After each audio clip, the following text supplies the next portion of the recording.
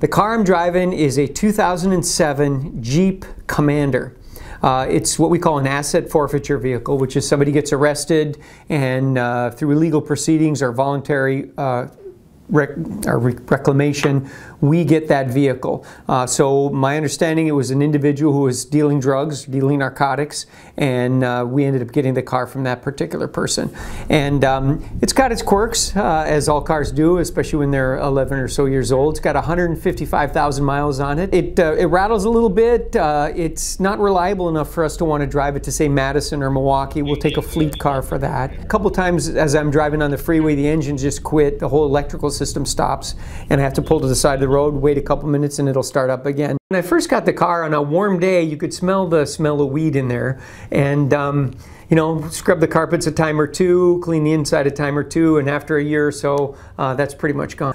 But for me, it's a good car. It gets me back and forth and gets me to the meetings I have to go to and the different places I need to be, and it does it pretty economically for the city. The contract for the chief of police here in Green Bay calls for them to get a vehicle, and I do so much work on weekends and evenings and driving around, and I basically need a police car.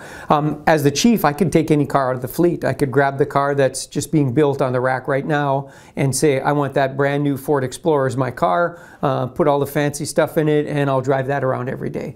But I think it's more important for me to have our officers that are in the field, that are handling radio calls, that are driving from place to place and want to get there in a hurry and want to get there safely, to be driving the new cars and the best cars. And I take it as a point of pride that I drive pretty much the crappiest car in the fleet.